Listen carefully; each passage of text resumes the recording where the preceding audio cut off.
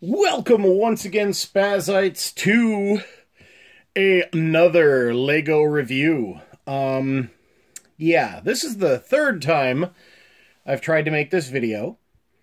I'm having some technical difficulties with either my memory card or my computer, so I'm using my phone to record this video. Let's hope that if you see this, everything went fine for the upload. But unfortunately, I don't have brick set open in front of me like I usually have on my phone, so I will have the set number in the description down below. And anyway, on with the review.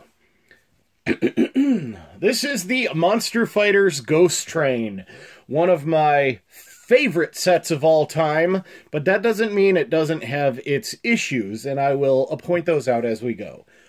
First thing I'm going to do is get into our hero minifigures. Here we have a little female heroine. I know they all have names, and I just can't remember them right now. She's got a crossbow. I believe we have this pair of pants on another character. I believe she gets two faces. Her hair covers up the angry face, and then she's got kind of a smirk here. I kind of like the smirk face better, just because, you know, she's a cocky hero character. And she gets to hold one of her extra crossbow bolts in her hair up here. It fits kind of loosely. I think it used to fit tighter, but this hair is made of a softer material than Lego, you know, Lego minifigures are usually made out of. And then we have our other hero figure here with his 50s coiffed hair. Look at that, he's a little bit Elvis there. He also has two faces. Since I've got him piloting, though, I have him here wearing the Shades face. He's got to protect his eyes from all that wind. I really need to stop moving the figure out from the middle because the phone keeps focusing on the background.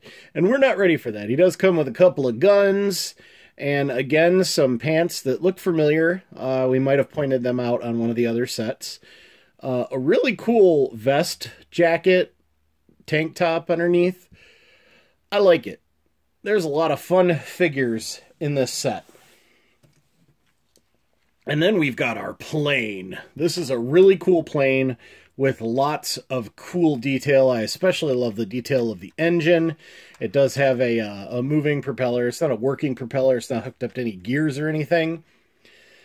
The engine has a lot of detail. You've got 6 more pistols on the sides to have the exhaust for the engine itself. We've got a barrel up here that has 2 tubes going to, I'm assuming, if the show Supernatural is true at all, and we are fighting ghosts, that these shoot out some sort of iron dust or something to ward off the specters. We also have 4 flick missiles that you boom, they just shoot out like that. We got a cockpit with a little handle in there, not much there. Yeah, it's only got 2 wheels. It does not have a third wheel for real landing. And then we've got this chain here that one of our characters can grab onto as it's flying. And I've got a spare bolt stuck in there. We've got our train over here. Now, as I've tried to say in the past 2 times I recorded this video, the train does fit on your Lego train tracks, but there is no give in this part, and there's no twisting here either. So it would need to be rebuilt some, because this, you can't even put a little bit of bend in this without it, you know, it won't go around a corner at all. It only goes in a straight line, unfortunately. I hope to do a mock of this particular train and make it a little bigger and better so that it can go around corners and fit some power function stuff in here without having to make another you know, car, another train car just to house the power function stuff. Other than that, I really love the design, the old steam engine type design, but with a ghostly motif. I love that. I believe this glows in the dark. We also have our moonstone up there as decoration. We've got a really cool bell here. We've got some really cool side fins there. I'm not sure what that is supposed to be, but it looks really cool. Just lots of little white spikes all over the place. We got bones. And then inside, we've got a couple of handles there. And we've got an actual coal. You know, there's fire in there for the coal, even though there isn't a coal car in this set. So I probably would want to add a coal car as well, just for the heck of it.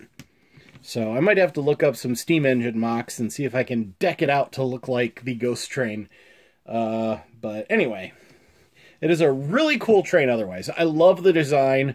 I just wish that it turned on the tracks. And last but not least, we get two more ghosts with flapping wing cars. And these all disconnect with small little ball joints. And you can actually hook them up in any order you want because each car has a ball socket and then a ball there. So you can put these, you can put the two ghost cars in the front, in the back, in the middle, whatever. And you can hook them all up to the back of the train. You've got a little gear inside that I can't actually show you because the bottom is all, you know, covered up. But it flaps the wings. You've got two glow-in-the-dark ghosts.